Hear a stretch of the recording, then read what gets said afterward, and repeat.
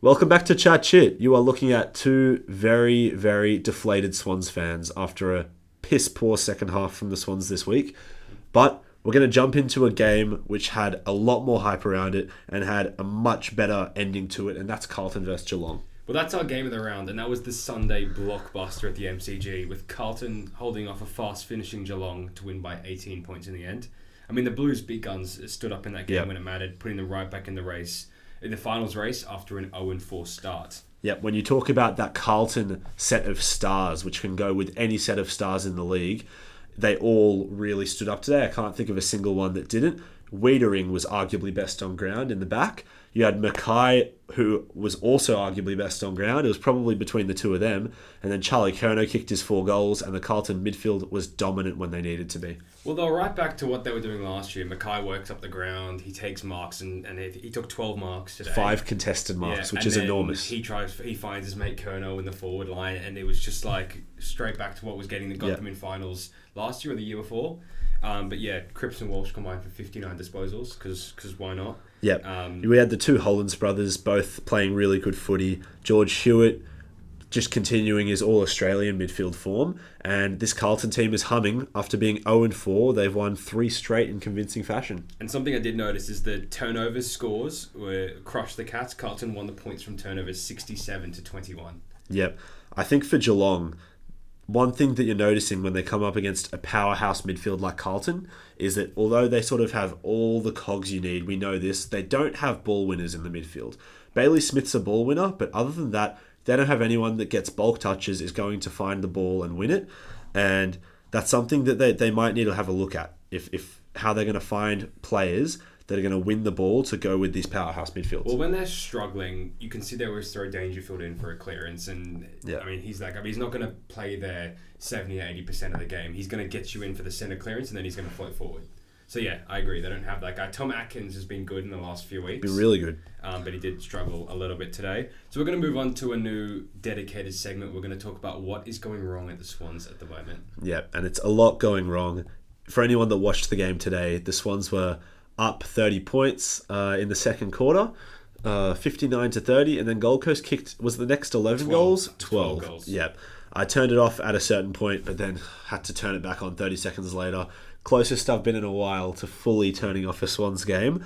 So many mistakes, losing their sense of direction, losing their real desire to win the footy and win the 50-50s. What did you think, Aiden? Well, my problem is I only got to watch the second half today. I wasn't able to catch the first half, and when I turned on the second half, that was about the worst string of footy in 2 quarters that I think I've ever seen the Swans play. And if it wasn't for a late Blakey flourish in the forward line, they could have been goals in that second half. Yeah, it was really, really bad. It's just ball users that we have trusted to be our ace. It's our trump card, is our quick ball users and our nifty ball users. They were terrible. Using the ball really poorly. Guys like Justin McInerney, who had the most disposals for the Swans on the ground. Far too many clangers. I can get the stats up, but he went at 58%, 40% by foot. And he was just turning the ball over in really, really bad positions. And when you look around the ground, there were a couple of players that were okay, but far too many mistakes and just not winning 50-50s. I mean, you can't keep blaming injuries. I know they have injuries, and the commentators will mention they have a large amount of their salary cap that isn't able to play the game. But, I mean, the effort, I assume the effort was there in the first half. There was no effort in the second half at all. Gold Coast completely ran through the Swans, contest after contest, and you can't continue to lose 50-50s in the AFL.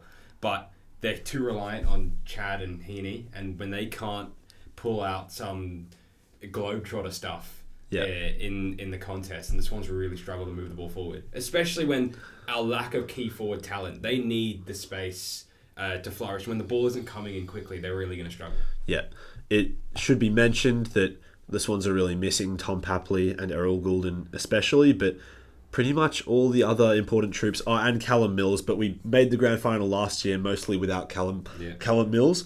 So the 2 really key players that we're missing are Tom Papley and Errol Goulden, and it is worth noting, but we've got enough of the troops back now that, you know, you look at what the Bulldogs were able to do to play consistently decent footy without the Bont earlier this year, and the Swans really do not have as much of an excuse as we might like to give them.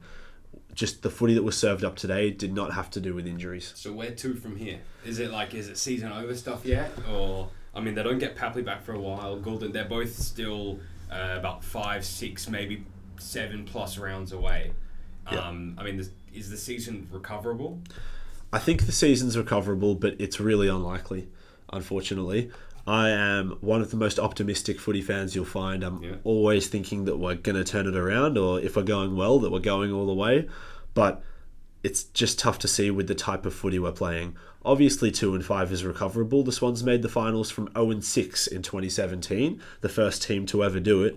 But that we were just not playing good enough footy in my eyes, which, you know, I hope it can be turned around, but I can't see it right now. It's sad because we're in a premiership window right now that door seems to just be closing a little bit. But we'll move into the top 5 players of the round. I'll jump right into mine. I was tossing up between Riedering and Mackay. I put Mackay at 5. I thought like I could have put either person as the best player in that game just for me. Yep. But I just thought because Mackay was his first game back, kicked 3 goals and put a dominant display, especially when his team needed in the fourth quarter to take all those contested marks. That was pretty important for me. Yep, I had Harry Mackay as my 3rd best player of the round. Yeah. I thought to take 5 contested marks when he's had the struggles that he's had throughout this year off the field, and then to come and play the way he did today against a Geelong team that I can't really remember a time where a key forward has gotten a hold of them like that in the last couple of years, just winning contest after contest. Geelong are the kings of bringing it to ground, and Mackay just got a hold of him.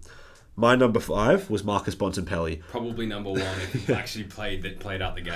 The impact that he had, still sort of going easy, returning from injury and only playing 3 quarters against a real hot premiership favourite, was quite laughable.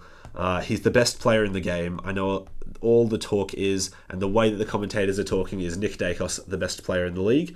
That's what they're all saying, but I think it's the Bont. I think. Well, I mean, just to talk about damage from touches, I didn't have him in my top 5. He only touched it 22 times, but with those 22 touches, 4 goal assists and 10 score involvements. That's I mean, you don't see that sort of damage.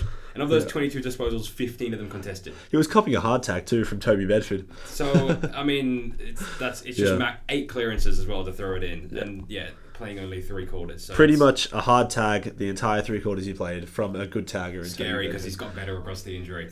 I'll move into my number 4. I had Zach Butters at my number 4. It just wouldn't. You just love to watch that player week in, week out. I wish he was a Swans player. The team's completely changed in his return. I mean, they look like their season could be over stuff, and now they're looking like they could be a potential top 4 contender if they keep playing the way that they are. Absolutely love that call. I didn't squeeze Zach Butters in here. Really wanted to. There were a lot of guys though. This was a tough top 5 to make. Absolutely. Zach Butters, I'm going to be talking about in a segment later though. My number 4 was Bailey Humphrey. Now, I think being the top 5 out of 18 teams playing, top 5 players, you only really get the top stars usually in these lists. But Bailey Humphrey played like one today. Yeah. He got 4 goals and was, every time he touched the ball, he seemed to be breaking out of a stoppage, creating a goal or scoring a goal. And it was one of the more impressive performances I've seen from a mid-forward this season. He was absolutely electric. 11 score involvements, 4 goals, got a goal assist as well, and led the game in score involvements. So, it is talking in the context of Gold Coast, having a guy running through that midfield that can have that level of impact to go with Touk, Anderson and Rowell is huge. Because one of the issues recently has been that those 3 don't have anyone to rotate around with them that can keep up that level of class. But Bailey Humphrey looks to be the guy. I think Gold Coast has been waiting quite a few years for him to sort of break out. And this was sort of felt like that game where he sort of showed the competition what he's capable of doing. And to play that mid-half forward role and to do it that well against a pretty decent outfit. I know the second half wasn't great, but it's quite impressive. And you'd hope that he keeps it up throughout the rest of the season. I didn't have him in my top 5. But based on what I saw, I only saw the second half of that game. I probably should have had him in my top 5. My number 3, I had Andrew Brayshaw. He won the medal in that game. I think it was a new medal they created just for that game. Yeah, Fremantle and Adelaide, the historic rivalry. Yeah, historic rivalry. Anyway, he had 37 touches. And I remember watching the game. Yeah, 17 contested possessions. I want to see this. Yeah, 9 score involvements. He was just everywhere, and it seems like Sarong's the guy that's copying the tag week in, week out, and he's just being allowed to flourish. Yeah, I think he's been maybe the cleanest midfielder in the comp this year. He's really not making many mistakes with the ball, just really good decisions, winning the ball like no one else at the moment. He might be, I think he's up there for most disposals in the league, and he's up there for tackles as well. So he's getting in and under, he's getting on the outside, and he's a lock for the All-Australian team if it was selected today. And your number 3 was Harry Mackay, and something tells me we've got the same 1-2 here. I Gorn at my number 2, and God, he is ridiculously talented. Yeah. Yep. And it's when he's getting a chop out now. So when Fullerton put a bit of time in the ruck, gives him a little bit of a rest. You saw what happened when he went off in the last quarter. They can't handle the game when he's not on there, when he's not taking the intercept marks, when he's not crashing packs. Yep. But he just ran Nankervis, who's no mug himself, completely into the ground. Gorn was my number 2 as well. Just imagine being a half-backman and the Melbourne Demons defensive structure has blocked off all your options, and you know you have to send it down the line, and Max Gorn is standing there. You just know the ball's coming right back your way. He always takes it. He always takes it. He's got the stickiest hands for a guy that's, meant to just be a big ruckman that makes mistakes. You very rarely see it. Yeah. It's insane the level of strength and power that he has in his build and in the way he plays, while also being so skilled, as you mentioned. He was phenomenal today. 25 touches, which is not unusual for him. Dominated the hitouts as well. Not to mention 12 score involvements. Yeah. Why not? Absolutely. And then we can move on to our number 1, who I assume was the same in Lachie Neale. It was. The dual Brownlow medalist. It's great to see him at his best. He's a player who we've talked about over the last couple of years on this podcast. He can get tagged, and these sorts of games are what happens when he doesn't. I mean, I don't remember the last time he kicked 3 goals. 3 goals in 30. It doesn't happen very often for players to get. But he was no real words. He was elite for this performance. St Kilda are a little bit underwhelming, which we might discuss a little bit later. But on top of that, 12 score involvements and 2 direct goal assists as well. Yep. So he was a shoe-in for number 1, and it was really competitive for the rest of them. We'll move straight into the next segment in hit and miss. I'll go straight into my hit. We've discussed them a bit, but I had Gold Coast. So I know Sydney were pretty underwhelming in the second half, but still 29-point deficit to Sydney to beat them by 38 points. It's quite impressive. 12 unanswered goals. We talked about Bailey Humphrey with 4 goals in 18. On top of that, Ben Kings, the new Coleman leader, kicked 5 goals on Tom McCartan, who kept Larky quiet a couple of weeks ago, and he's quite talented as a key defender. And improved to a 5-1 record. Should be a 6-0 record, sitting in the top 4. Their season is well on track. Something that I thought was the most emblematic part of the Gold Coast win today was that their 2 best players, probably, or the players that have been most that they've relied on most over the last couple of years, Matt Rowell and Noah Anderson, both had their worst game of the year. Noah Anderson, 21 touches, wasn't very effective with the ball, mostly handballs, and went at 66% with 5 clangers. Matt Rowell had his lowest rated game of the last 3 years or so, and despite that, they got a 60-point turnaround. So they have.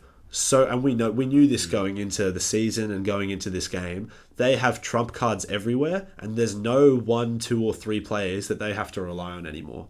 So I think what this game showed is that they've put that Richmond loss behind them as a one-off, and they are hot contenders to win this premiership, and definitely to make finals, which should be their first goal. It definitely should be first goal. It'd be a huge disappointment if they weren't able to make finals from here. So my hit was that the best players in the league are all back, and it's electric to watch. We've touched on almost all of these 4 players that I'm going to mention so far, but I'm going to mention the guys that I think are the best 4 players in the league, and that's Bontempelli, Dacos, Isaac Heaney, and Zach Butters. Dacos and Heaney started the year in slower form than we expect of them, and they are now both in just cracking form, tearing apart games. And Zach Butters and Marcus Bontempelli, it actually is.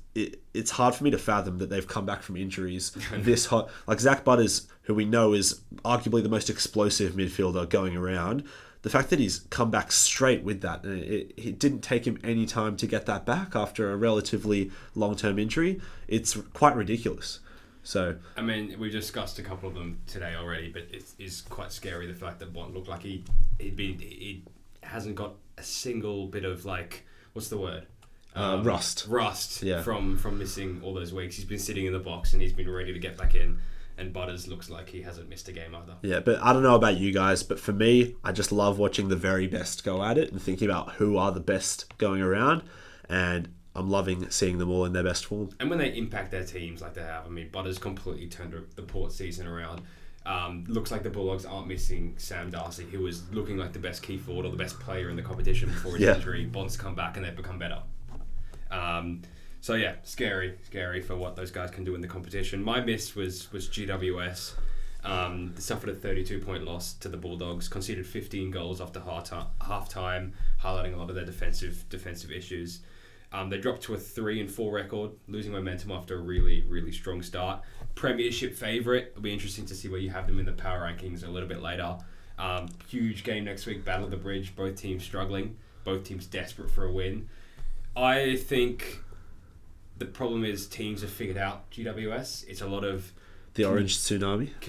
If you can stop it, if you can stop the quick give to Whitfield, the quick give to Ash, and they like that lateral ball across so they can really use the entire width of the field. Yep. Once they've started blocking that up and they've forced them to go long down the line, it looks like GWS don't have any answers. Yep. I think it's really important to mention because those, Whitfield and Ash, and I'd say Callahan as well, these guys who are their outside ball users, their three primary ball users, have not been massively impactful in the last two games where they've lost and haven't scored enough points. So Whitfield has gotten 70 disposals in the last 2 weeks, and I don't know what his score involvement stats are, but he's not getting involved in the actual progression of the GWS attack anywhere near as much as usual. So teams are definitely putting a focus on that, and it's working very effectively. My miss is the overuse of goal line reviews. It really bugs a lot of people, and I can tell it's bugging the commentators and definitely those in the crowd. It kills the momentum of the game, obviously, but it also gives the defense an unfair disadvantage where the attacking team gets to set up their attacking structure to block the ball in, stops the defense getting the ball out quickly and rebounding. So my other point on it is that it's extremely inefficient. You often see a mark that was taken 2 feet inside the line and we watch 8 replays for whatever reason. So it's just something that needs to be touched up, and it needs to be a discussion within the umpiring union to say we need to be using this less. Do you have any ideas about how they could go about it? As in, are you saying to trust the umpires more, or just let the initial umpire's decision go, and if they're wrong, if the ball did cross the line, then they bring it back? I think make sure the umpires know that if they make a wrong decision, that's okay. When they're confident about their decision, they need to go with it. They're leaning on it too much because I think they're probably afraid that, if I get one wrong now, then they're gonna say I could have just used this technology. Like, this technology was at my disposal and I still got it wrong. So the umpires are a bit afraid. It's clear to tell, at least from my perspective. So I think just the umpiring union empowering those umpires to feel confident in their decisions. I like it. Interesting to see if they do anything about it to speed it up. Something tells me they won't, but we'll see in the next few weeks, because commentators always mention that it takes too long. It's pretty obvious, let's move on. Exactly. Etc. etc. Moving to our next segment in the footy pyramid. A lot of changes again. We have 3 outs. So Larkey's out.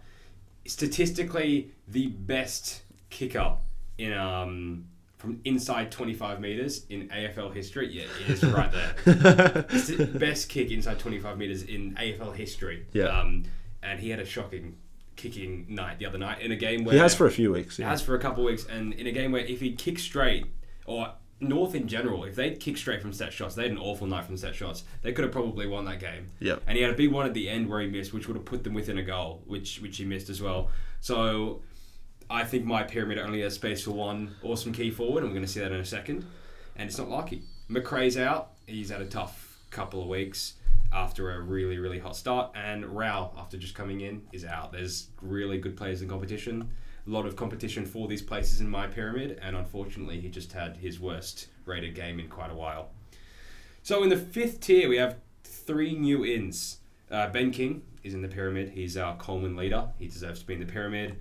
Wiedering is in. He's had a huge past couple of weeks. He's up there with Sam Taylor as the best player in the competition, our best defender in the competition. George Hewitt is going to enter the pyramid. Love it. We just love it. I think I probably delayed it a few weeks. Who would have expected that George Hewitt would be in the pyramid end of round 7? Yeah, end of round 7, and he probably should have been earlier. Yeah. But he's in there now, and something tells me he's going to stay, if not move up. Isaac Rankin is going to hold his spot in the 5th tier, and Jack Sinclair is going to move down a tier into the 5th tier. Moving up, Lachie Neale's going to move up a tier after his ridiculous performance. Now, this one's really tough. I'll go to the others first. So Cripps is going to hold his spot. Sam Taylor's going to move down a tier. But there are some really good players that are back at the competition. And I've had to move Merritt down 2 tiers because I actually just don't know what to do with the players above them.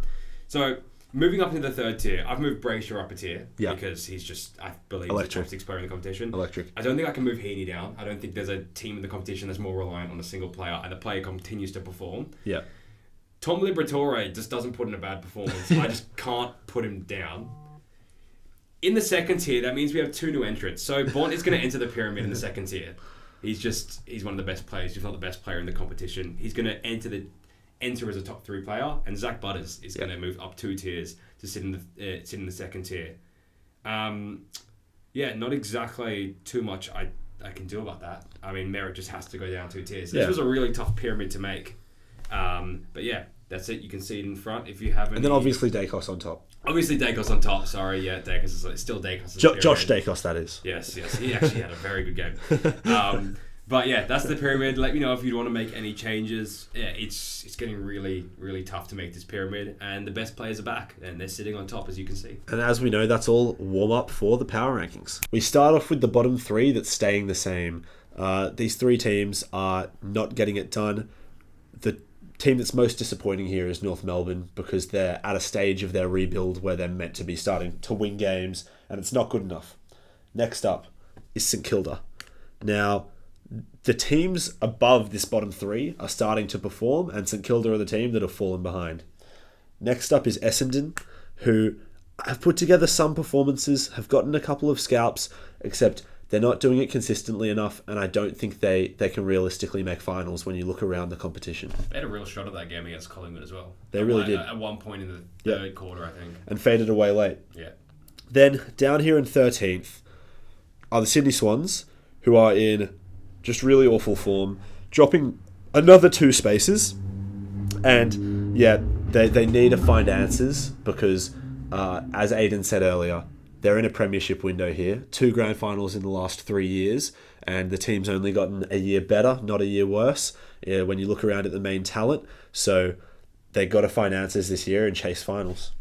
Next up is Melbourne, who have been climbing the last few weeks up another 3 spots after they consolidate their form with a win against Richmond.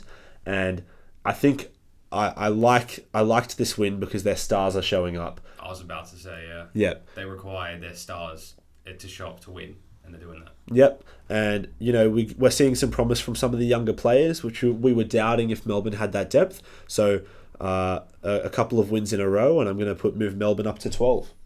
Next up is Adelaide, who, out of this very competitive group at the top, I was looking, and after 12, I was like, how can any of these teams go 11?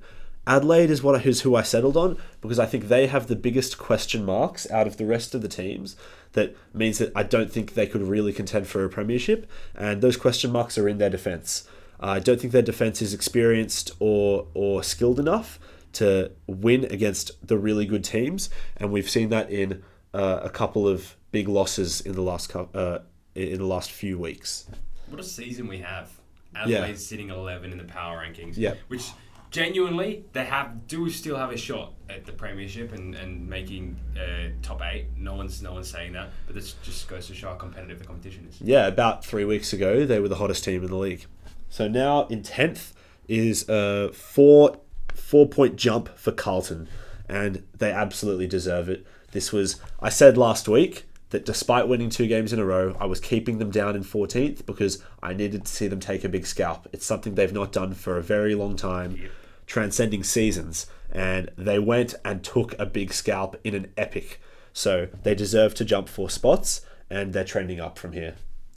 Next up is Fremantle.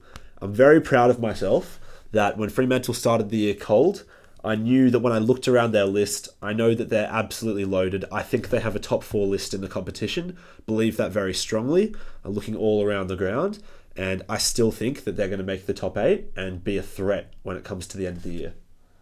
Next up is GWS, who are probably a top 4 premiership favourite, ahead of some of those teams that are going to be above them in the power rankings.